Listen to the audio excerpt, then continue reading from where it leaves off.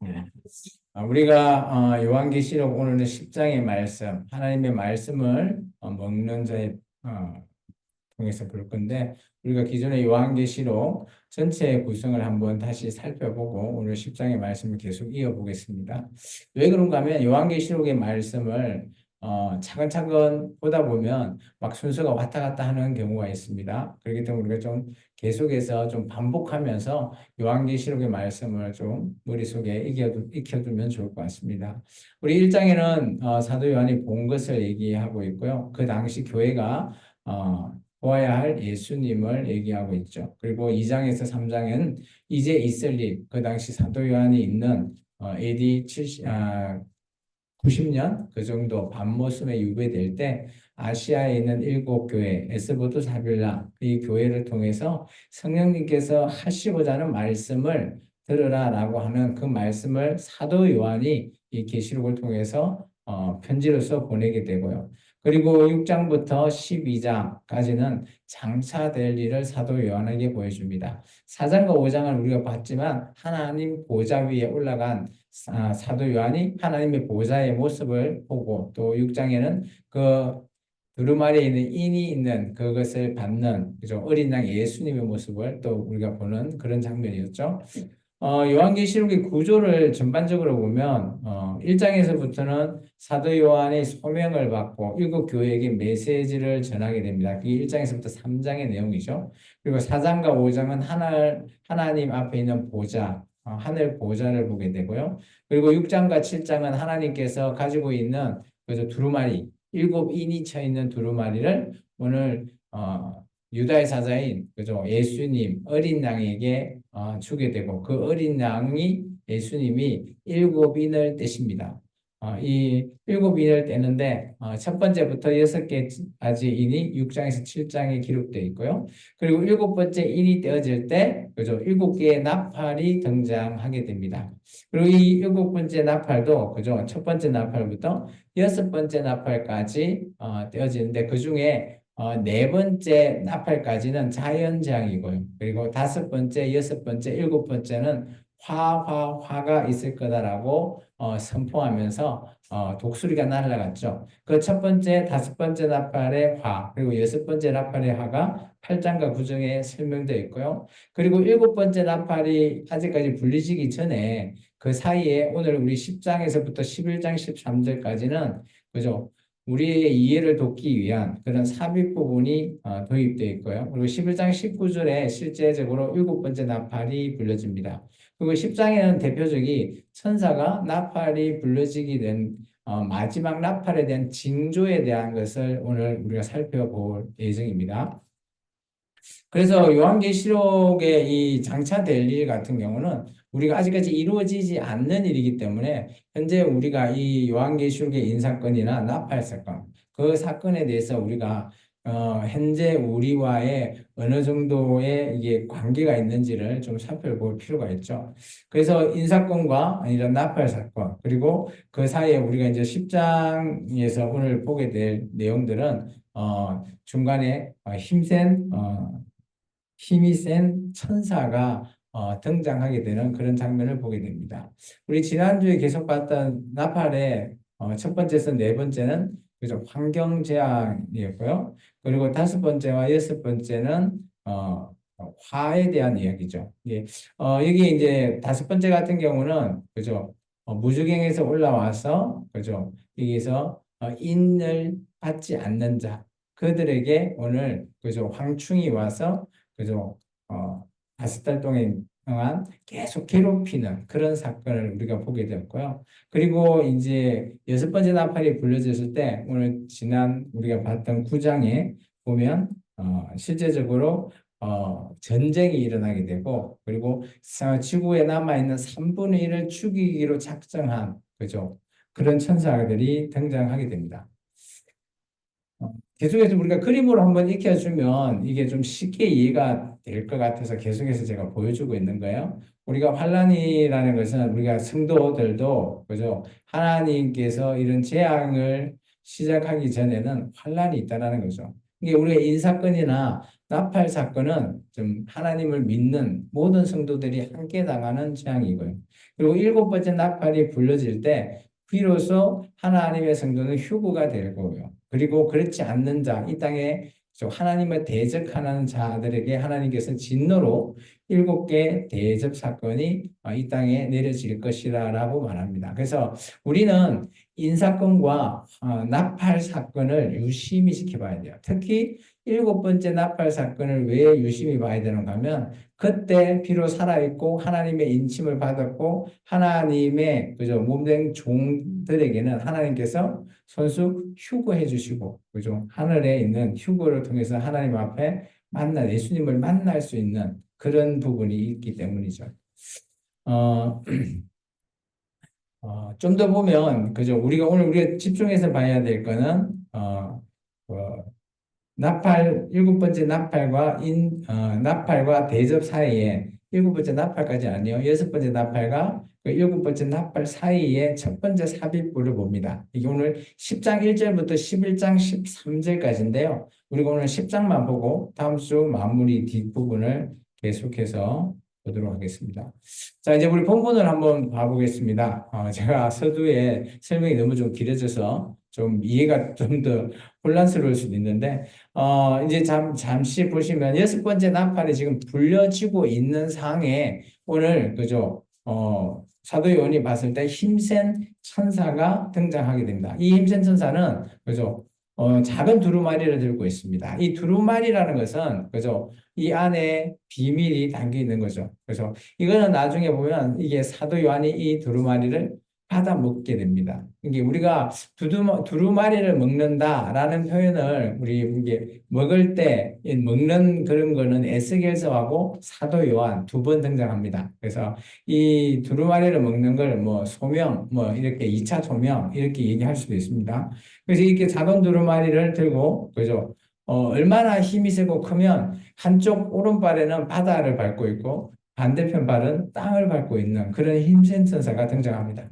그리고 이 힘센 천사가 큰 소리를 외칠 때, 그죠? 일곱 우레라고 하는, 이제 우레가 뭔가 아시죠? 우리 천둥, 번개 이런 것을 우레라고 하잖아요. 그는 우레의 소리를 냈는데, 이 우레라고 하는 이 존재가 그냥 단순한 그런 천둥, 번개가 아니라 이 우레가, 그죠? 말을 한답니다.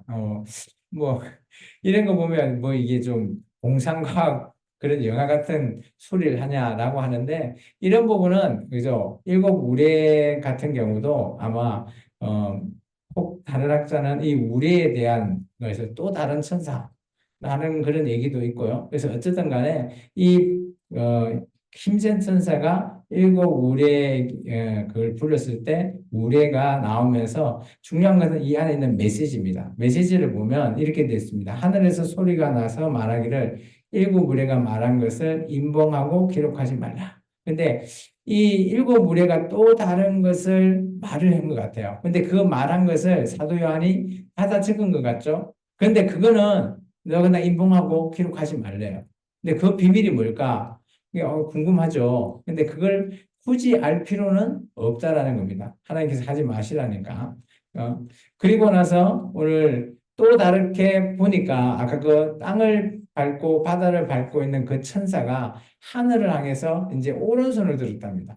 그러니까 오늘 우리 6절과 7절 같이 한번 읽어볼까요? 세세토록 살아계신 이 곧 하늘과 그 가운데 있는 물건이며 땅과 그 가운데 있는 물건이며 바다와 그 가운데 있는 물건을 창조하신 이를 가리켜 명사하여 이르되 지체하지 아니하리니 일곱 천사가 소리 내는 날 그의 나팔을 부르고 할 때 하나님의 그의 종 선지자들에게 전하신 복음과 같이 하나님의 그 비밀이 이루어지리라 하더라. 이게 아직까지 잘 보면 불려고 할 때지 아직 불고 있진 않아요. 일곱 천사, 일곱 번째 나팔은 불려고 하는 그런 사이에 이루어지는 일이죠.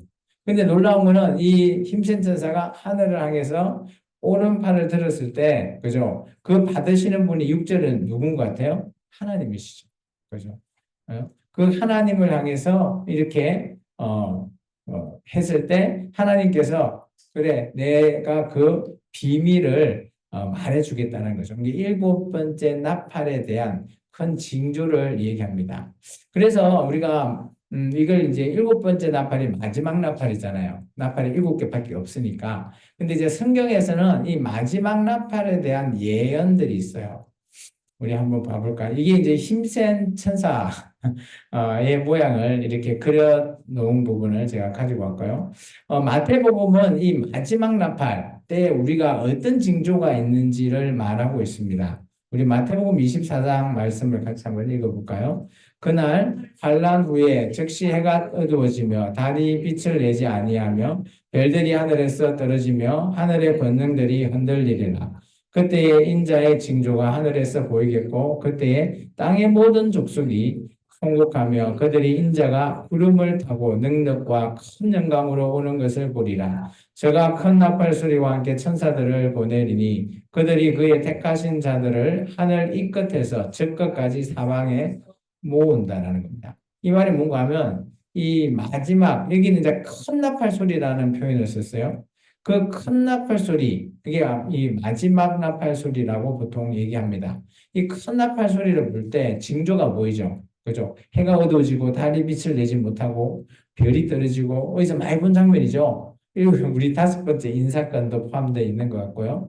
그리고 아까 자연재앙에 보면 그죠? 우리 네 가지 자연재앙 중에 해가 어두워지고 달이 어두워지고 막 그런 부분이 있잖아요. 그런 부분들이 함께 등장하고 있죠. 그리고 그 당시에 모든 이 땅에 있는 족속들이 통곡하고 있는. 그런데 놀라운 거는 그때 인자가 구름을 타고 오시는 것을 본다는 거예요. 이걸 뭔 말일까요? 예수님의 재림을 얘기합니다. 그래서 일곱 번째 나팔, 마지막 나팔, 큰 나팔, 이것은 예수님의 재림 직전에 일어나는 일을 말하고 있다는 겁니다. 두 번째 고린도전서 15장에서는 마지막 나팔이라는 표현을 썼거든요. 같이 한번 읽어볼까요? 보라, 내가 너에게 비밀을 말하노니 우리가 다 잠잘 것이 아니요 마지막 나팔의 순식간에 호련히 다 변화되리니 나팔 소리가 나매 죽은 자들이 썩어 아니하는 것으로 다시 살아나고 우리도 변화되리라. 고린도전서에서는 이 마지막 나팔 때에 우리들의 모습을 표현하고 있어요. 그죠? 마지막 나팔이 불러지면 아까 제가 그림에서 혹시 봤나요? 휴거라고 하는 단어를 썼죠.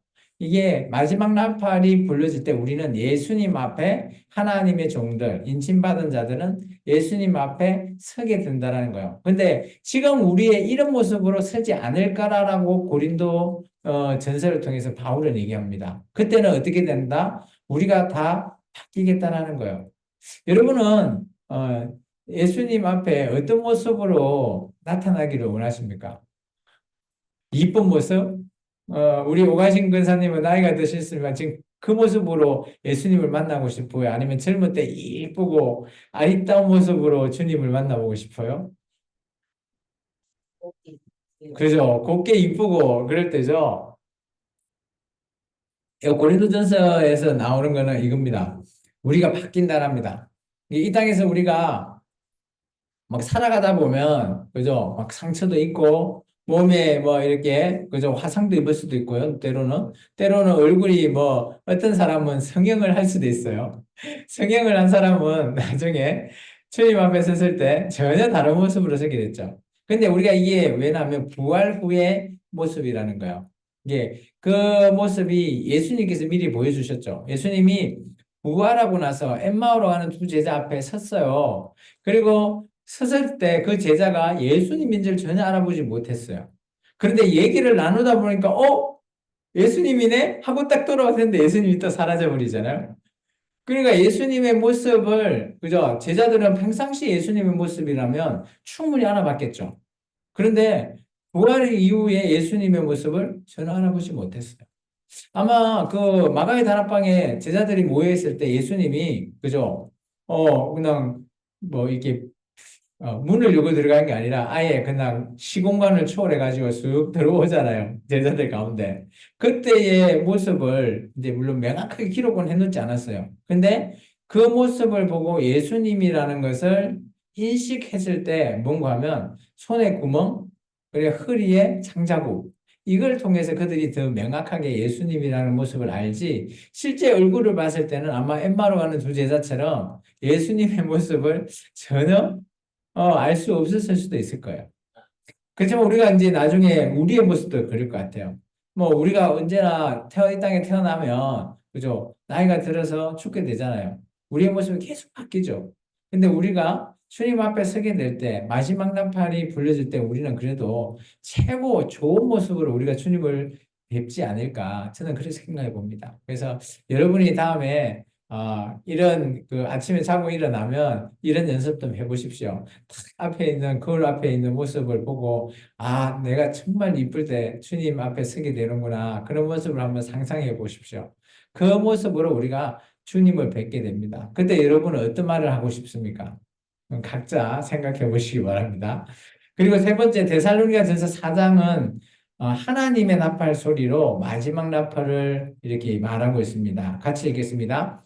주께서 호령과 천사장의 소리와 하나님의 나팔 소리로 친히 하늘로부터 강림하시리니 그리스도 안에서 죽은 자들이 먼저 일어나고 그 후에 우리 살아남은 자들도 그들과 함께 구름 속으로 끌려올려 공중에서 주를 영접하게 하시리니 그리하여 우리가 항상 주와 함께 있으리라. 이 데살로니가 같은 경우는 3주 만에 만들어진 교회이기 때문에 그죠? 그들이 하나님의 그런 재림, 강림, 재림에 대해서 좀 많이 약했어요. 그들이 지식적으로나 또 예수님께서 이 재림하는 것에 대해서 잘 몰랐기 때문에 사도 바울은 이 데살로니가 교회에게 그 데살로니가 전서는 1장부터 5장까지 다 강림이라고 하는 이게 주님이 재림하실 것, 우리 있을 때 재림하실 것이라고 생각하고 그들에게 이 말을 했어요. 그러다 보니까 거기에 사는 사람들이 우리가 그죠? 우리가 살아있을 때 주님을 뵐 수도 있죠. 간격 재림할 수 있으니까요. 근데 죽은 자는 어떻게 됩니까? 이런 질문도 있었어요. 그럴 때 그 답변이 이겁니다. 그래서 하나님이 이제 마지막 나팔, 여기는 하나님의 나팔 소리가 불러질 때, 그죠? 먼저 죽은 자가 일어나서 주님을 뵙고, 그 후에 살아남은 우리도, 그죠? 휴거될 거다라는 것을 말하고 있는 겁니다. 그래서 우리도, 아직까지 우리에게도 충분히 이런 부분의 말씀은, 그죠? 아직까지 이루어지지 않고 있죠. 왜냐? 아직까지 예수님의 재림이, 그죠? 도래하지 않았죠. 근데 언젠가는, 언제 올지 알 수는 없습니다. 그죠? 마태복음에 보면 신랑이, 그죠? 혼인잔치에 올 때 언제 올지 알 수 없어요. 그렇기 때문에 우리가 깨어서, 그 기도하면서 주님을 만나 뵈야 되는 그날까지 우리가 늘 깨어있는 그런 혼인잔치의 비유에도 보통 주님의 재림의 이유 내용을 말하고 있거든요. 그래서 오늘 교회는 언제나 깨어서 주님이 오시는 그 날을 기다려야 되는 것은 맞습니다.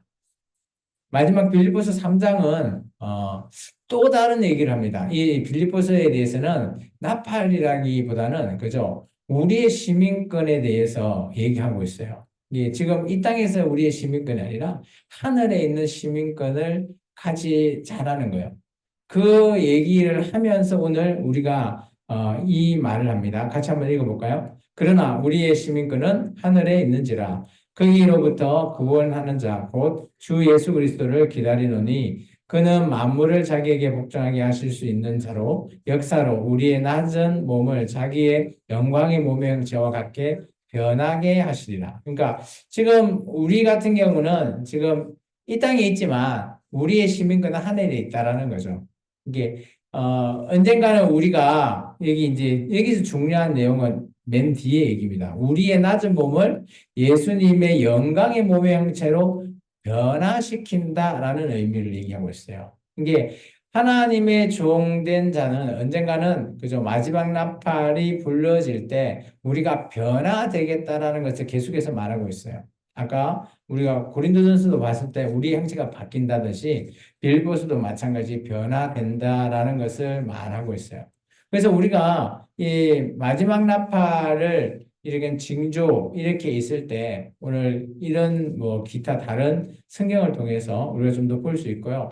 그러면 이런 큰 천사 앞에 사도 요한은 그러면 어떤 것을 그 이후에 했는지 8절부터 11절까지 한번 읽어볼까요? 하늘에서 나서 내게 들리던 음성이 또 내게 말하여 이르되 내가 가서 바다와 땅을 밟고 서 있는 천사의 손에 펴놓은 두루마리를 가지라 하시기로 내가 천사에게 나아가 작은 두루마리를 달라 한즉 천사가 이르되 갖다 먹어버리라 내 배에는 쓰나 내 입에는 꿀같이 달리라 하거늘 내가 천사의 손에서 작은 두루마리를 갖다 먹어버리니 내 입에는 꿀같이 다나 먹은 후에 내 배에는 쓰게 되더라. 그가 내게 말하기를 내가 많은 백성과 나라와 방언과 임금에게 다시 예언하여야 하리라 하더라.